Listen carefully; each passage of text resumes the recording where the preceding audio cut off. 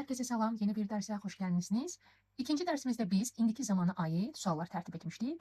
İndi isə ya o sualları misal keçmiş zamanda deyə bilərik, ya da elə cümlə içərisindən biz suallar tərtib edə bilərik. Mən dərs 2-də sual sözü, sual cümləsi deyil, bütün sual cümlələrini sual sözü ilə yazmışdım. Ancaq indi istəyirəm ki, birinci sual sözü, sual cümləsi ilə başlayaq və belə sual veririk. Sən dünən bacınla həkimə getdin, o zaman nə olur? Feilin təsriflənən hissəsi sadəcə önə keçir. Gəlin baxaq suala. Sən dünən bacınla həkimə getdin.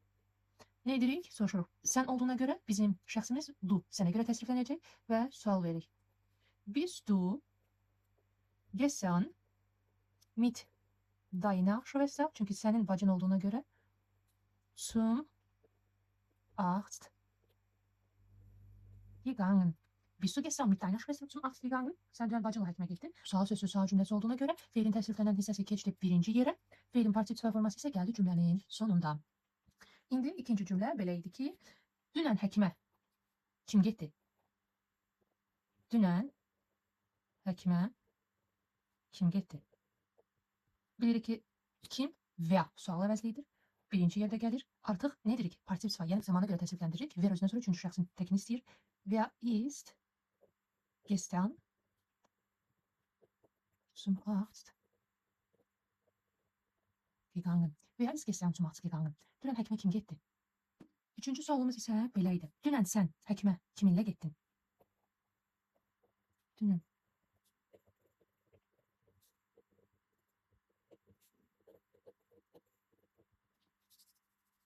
Sual sözümüz kiminlə? Ona görə deyirik ki, mit wem bist du gestern zum Arzt gegangen? Neydi? Sən olduğuna görə du oldu və bizim feilin təsriflənən hissəsi ikinci şəxsin təkinə görə təsrifləndi. Mit wem bist du gestern zum Arzt gegangen? Sən dünən həkimə kiminlə getdin? Növbəti sualımız isə, dördüncü sualımız isə belədir. Dünən sən bacınla hara getdin? Hara sual sözü var cümləmizdə. Ona görə başlayırıq sual əvəzliyi ilə. Wohin bist du gestern mit deiner Schwester gegangen? Wohin bist du gestern mit deiner Schwester gegangen? Sən dünən bacınla hara getdin? Haraya sual sözümüz wohin. Daha sonra belə bir sual soruşa bilərik ki, beşinci sualımız isə belə olacaq. Sən bacınla həkimə nə vaxt getdin? Cümləmizdə nə vaxt sual əvəzliyi var. Ona görə onunla başlayırıq. Wann bist du zum Arzt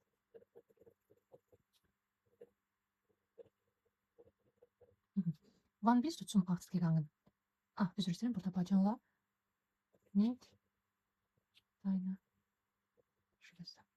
Ya da gəlin təzədən yazın.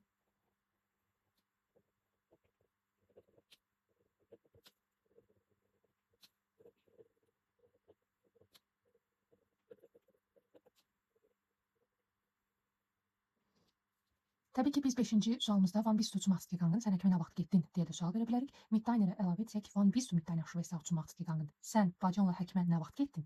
Nə etdik? Biz cümlə içərisində sual sözü, sual cümlələri, sual sözü, sual cümlələri ilə suallarımızı keçmiş zamanda təsrifləndirdik. Bugünlük bu qədər. Hər kəsə təşəkkür edirəm. Növbəti videoda görüşənədək hələlik.